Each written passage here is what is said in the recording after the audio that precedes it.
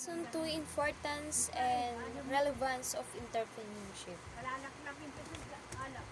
Entrepreneurs are found everywhere around the globe, and they are distinct group of businesses people who contribute to the development of the society. They are the founder and creator of enterprise who make use of the opportunities that abound to start or grow businesses, knowing that there are risks involved in such undertaking. Ang entrepreneurs daw po ay matatagpuan kahit saan sa buong mundo.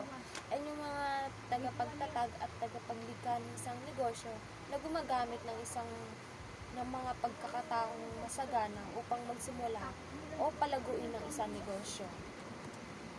Entrepreneurship plays a very important role in enhancing a country economic growth.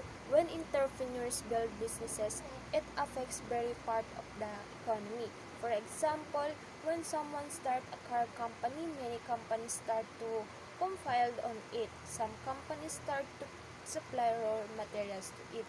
Some are providing essential services and machinery to it. And some institutions train their employees to improve efficiency and a lot of more building their small enterprise to support the big one and make a profit. Ang entrepreneurship daw ay gumaganap ng isang napakahalagang papel sa pagpapahusay ng isang bansa na paglago ng ekonomiya. Kapag ang mga negosyante daw ay nagtatayo ng mga negosyo, nakaka-epekto ito sa bawat bahagi ng ekonomiya. Next is we have 5 importance of entrepreneurship. Pre-market, respond to changing reference and technology. Ang pre-market daw po sa Tagalog is malayang pamilihan. Ang isang pamilihang kompetitibo o may kompetensya na kung saan ang mga halaga o presyo ay naaayon sa naibibigay at sa pangangailangan. Next is efficiency. Create intensive or establish firms to become more efficient. Ang efficiency daw po ay ito yung paggawa ng isang bagay o kilos sa tama at matipid na pamamaraan. Also is a new product. Entrepreneurs can reimagine markets and create new products, offering more choice. Ang new product daw po is ito yung isang konsepto sa economics at marketing na kung saan ginagawang magkakaiba at binibigyan ng mga sariling kahusayan. Next is a new gig economy. Entrepreneurs essential aspect of new technological gig economy. Ang gig economy daw po ay ito yan batay sa mga kakayang umangkop pansamantala na kadalasang kinakasangkutan sa pagkonekta sa isang mga kliyente o customer sa pamamagitan ng isang online platform. Ano nga ba ang online platform? Ang online platform ay ito yung isang public-facing internet website, web application, or digital application including a social network, ad network, or search engine that sells advertisement directly to advertiser. Next is a new value. Some entrepreneurs may be motivated to product goods services with greater ethic consideration. Sa new values daw po ay ito yung mahalagang kailangan ng isang negosyante ay mga katangian tulad ng katapatan, pagkahilig, pagpapasaya, pagpapasya at kumpiyansa. Next is importance of entrepreneurship in economic development. Number 1 is entrepreneurship generates new wealth in the economy. Ang entrepreneurs daw enable new markets to be developed, new wealth to be created.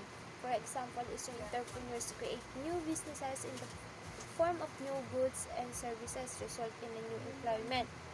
Number 2 is yung entrepreneurship decreases poverty. Ang entrepreneurship can reduce poverty incidence by allowing a greater likelihood for household to move out of poverty. For example, as a new restaurant may simply reduce the incomes of other nearby. Entrepreneurship ensures social justice. Creates opportunities. Creating entrepreneurial opportunities is an organizational and social constructive phenomenon. For example, rather than the uh,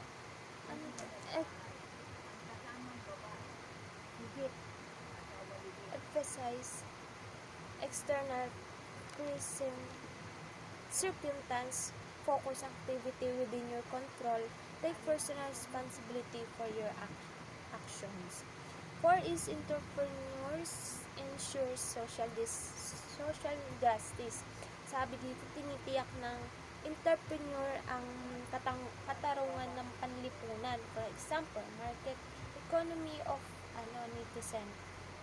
Number 1 is entrepreneurs instills confidence and stimulates the economy. Ang entrepreneurs daw po ay ito yung nagtatanim na kumpiyansa at nagpapasigla sa mga ekonomiya.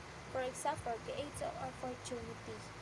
Next is number 6, entrepreneurs improve productivity. Ang mga aktibidad na pangnenegosyo daw ay yung direktang nakakaapekto sa produktong pagganap ng mga kumpanya. For example, a farmer producing a commodity crop who successfully switches to a premium crop by boosts their productivity rate by charging higher price or their output. Number 7, entrepreneurs create job. Ang mga negosyante daw ay lumilika ng trabaho. For example, job ad that attracts developers. We also love that this job and ad starts value for position. Number 8, entrepreneurs innovate. Innovation and entrepreneurship are essential ingredients in building a successful commercial venture. For example, you could start producing vegetarian as well as meat burgers. We could innovate by producing new technology. Next is entrepreneurs create social change. Social entrepreneurs most apply creativity and resourcefulness to building a mode or change. For example, social entrepreneurs include educational programs providing banking services in underserved areas. Also is number 10, entrepreneurs give back to society. Give back to the society, better place to live and work for the company. For example, to help or financial assistance to other in the application of one own success or good fortune. Next is a relevance of entrepreneurship to senior high school student. Number 1, to prepare students for livelihood even before college. They train us not just for continuing college, but to prepare us for employment. For example, critical program to call center agent. It's either parang it's more on they guide us to support the society when it comes to producing of livelihood. Example are like solar, fishing, and environment. Number 2 is entrepreneurship education adds students from all social economic backgrounds to think outside the box and nurture and conventional talents and skills. For example, while society innovates, our K-12 school have remained stagnant. As a result, they are not graduating their doors, makes and cutting edge thinkers that world needs. For example, having friends work in groups to solve problems, learn online, and integrate science with the arts. 3 is entrepreneurship develops their initiative and helps them to be more creative and self-confident in whatever they undertake and to act in a socially responsible way.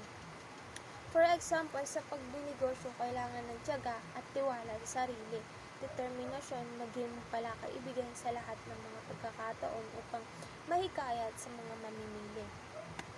Number 4 is it exposes students to numerous opportunities to learn how to think critically and analysis the piece on the board.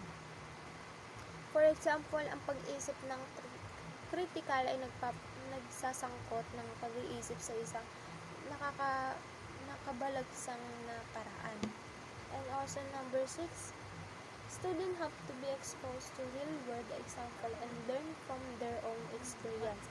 Learning and exposure to real-world, for example, could help students develop, yet having real-world experience while still in school is not always possible. Number 7, entrepreneurship. Entrepreneurship education requires students to be innovative, creative, and collaborative with others. Number 7, for example,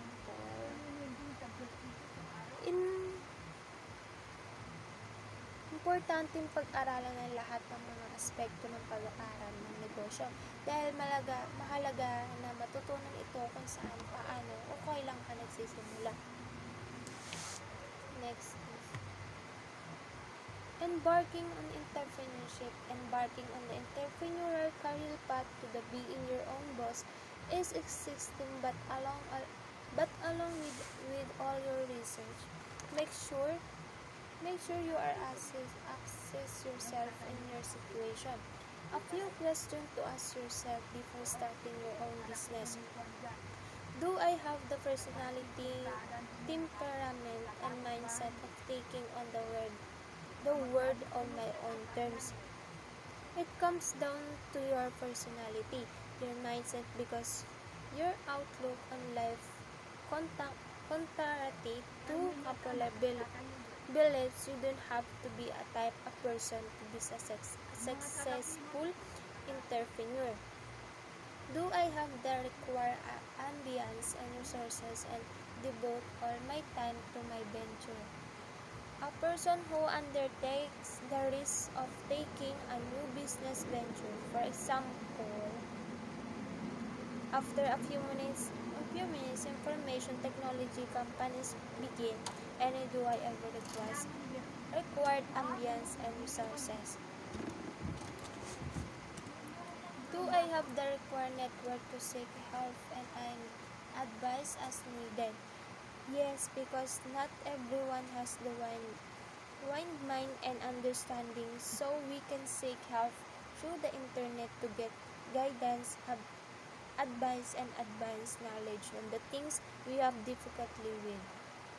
Next is how I identify and build bridge with experienced mentors to learn from their expertise. The mentor is usually an experienced individual who share knowledge. They can help you to identify the skills and expertise you need to succeed. How I identify my target customer base for that initial phase? This